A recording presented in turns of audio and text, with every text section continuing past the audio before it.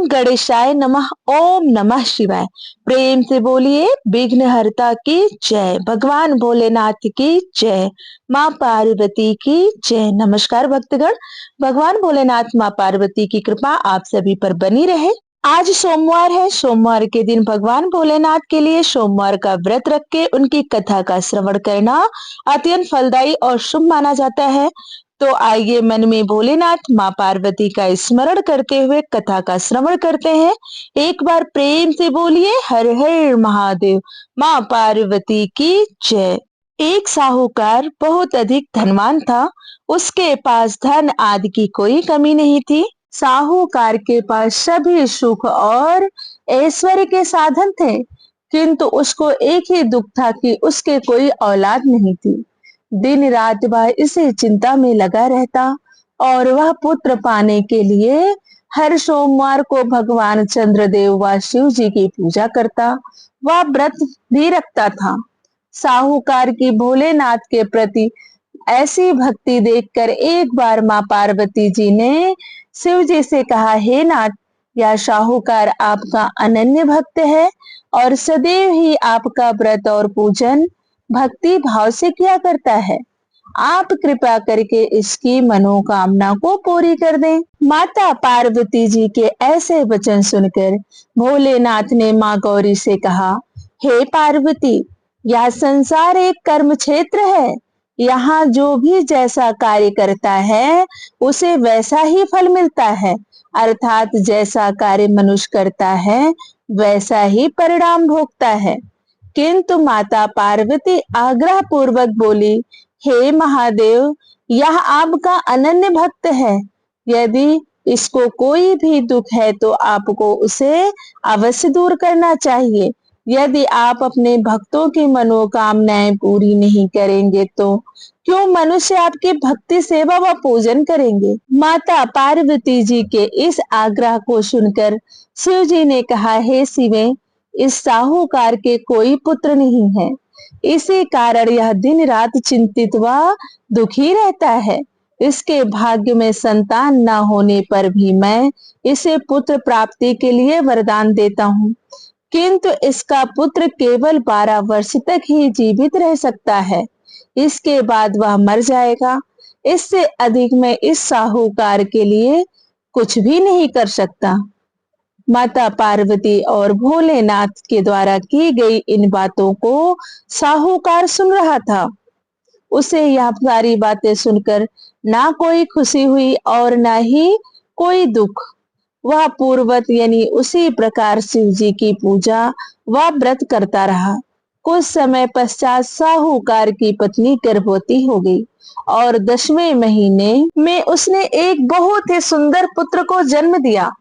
साहूकार के घर में बहुत खुशियां मनाई गई, किंतु साहूकार ने अपने पुत्र की 12 वर्ष की उम्र जानकर कोई खुशी प्रकट नहीं की और इस संबंध में किसी को कोई भेद भी नहीं बतलाया। वह बालक धीरे धीरे बड़ा होने लगा। जब वह बालक 11 वर्ष का हो गया तो बालक की माता ने साहूकार से उसके विवाह के लिए कहा, लेकिन साहूकार को भगवान भोलेनाथ और माता पार्वती द्वारा कही गई वह बातें याद थी कि मेरे पुत्र की आयु सिर्फ 12 वर्ष है। उसने मन में विचार किया कि अगर मैंने अपने पुत्र का विवाह कर दिया तो किसी की पुत्री का जीवन बर्बाद हो जाएगा, इसलिए मैं अपने बेटे को काशी जी पढ़ने भेजूंगा, क्योंकि भगवान भोलेनाथ का दिया हुआ है और मैं चाहता हूँ कि आखिरी समय या वहीं पर बिताए।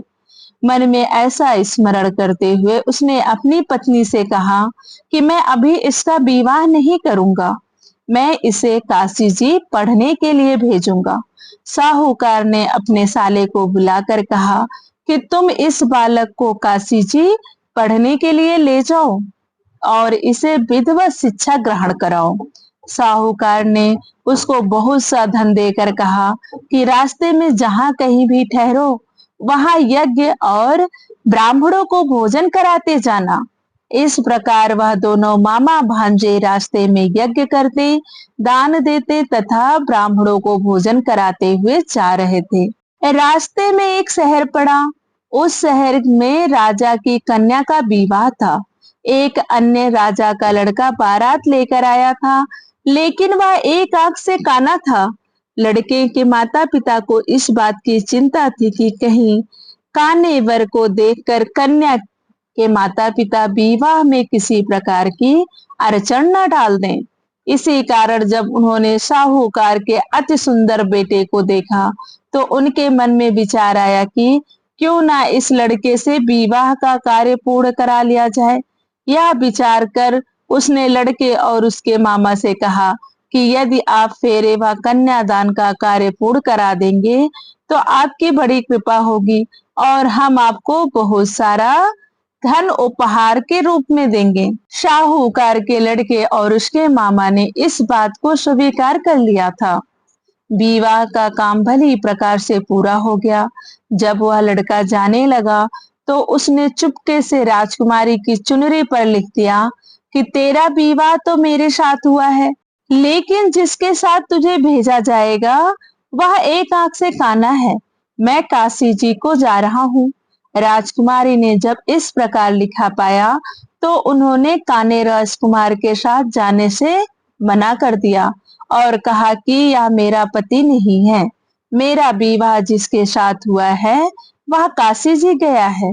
राजकुमारी के माता पिता ने यह सब जब सुना, तो उसने अपनी कन्या को विदा करने से इनकार कर दिया।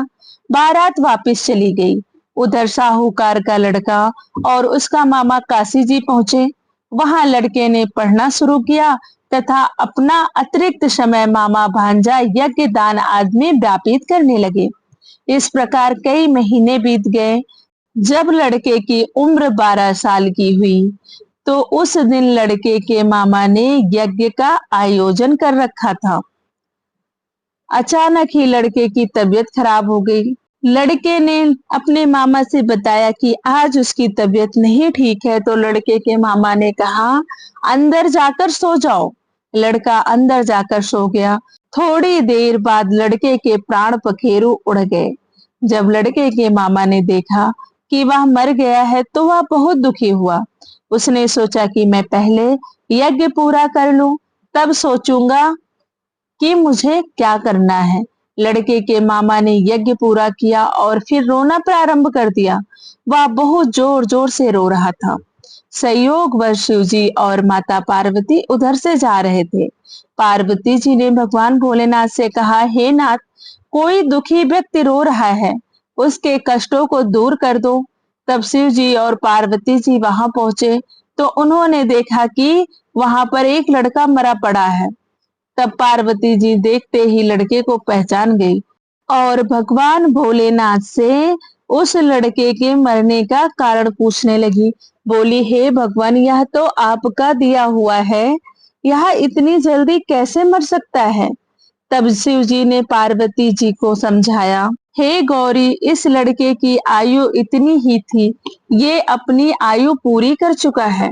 तब पार्वती जी ने विनम्रता पूर्वक कहा, महाराज, कृपया करके आप इस लड़के को जीवित कर दीजिए, नहीं तो इसके माता पिता इसके वियोग में तड़प तड़प कर अपनी जान दे देंगे। माता पार्वती की बात सुनकर शिव जी ने लड़के को पुनः जीवित कर दिया। शिव जी की कृपा से लड़का जीवित हो गया। शिव शंकर व माता पार्वती शिव धाम को चले गए। शिक्षा पूरी होने के पश्चात लड़का और उसका मामा पहले की तरह यज्ञ करते, ब्राह्मणों को भोजन तथा दक्षिणा देते हुए अपने घर की ओर चल दिए। रास्ते में दोनों उसी शहर में आए जहां उस लड़के की शादी हुई थी। वहां पहुंचकर दोनों ने यज्ञ करना शुरू कर दिया। जब वे दोनों यज्ञ कर रहे थे, तो उस लड़के के ससुर यानी वहां के राजा ने, जो उधर से घोड़े पर सवार होकर अपने सेवकों के साथ जा रहे थे, उसने लड़के को पहचान लिया। राजा ने महल में ले जाकर दोनों की खूब सेवा की।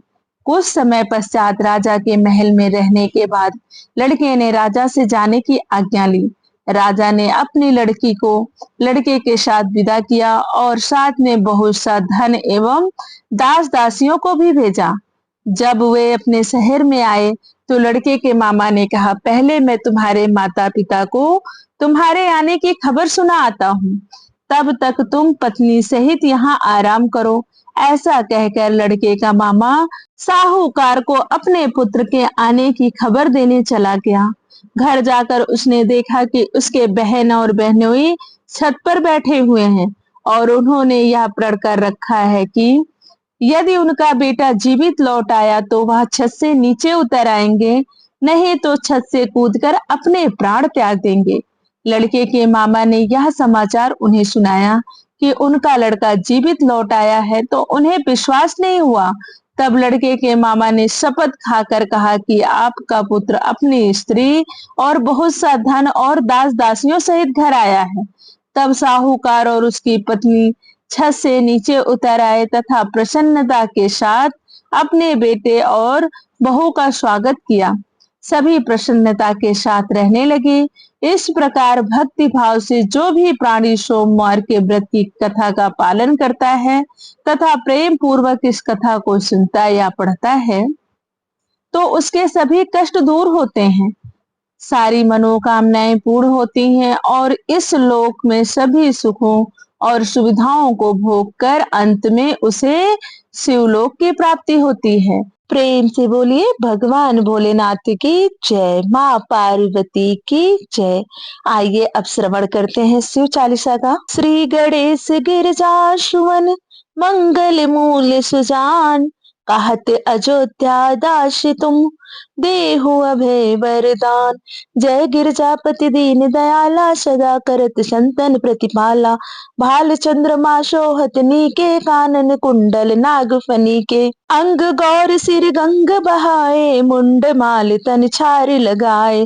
वस्त्र खाल बागंबर सोहे, छवि को देखे नाग मुनि मोहे। मैं ना मातु की है दुलारी, बाम अंग शोहत छवि न्यारी। कर त्रिशूल शोहत छवि भारी, करत सदा शत्रु अनिचयकारी। नंदी गणेश सोहे ता कैसे, सागर मध्य कमल है जैसे। कार्तिक श्याम और गणराऊ, या छवि को कही जात न काऊ। देवन जब ही जाए पुकारा, तब ही दुख प्रभु आप निवारा। किया उपद्रव तारक भारी, देवन सब मिल तुम्हें जुहारी।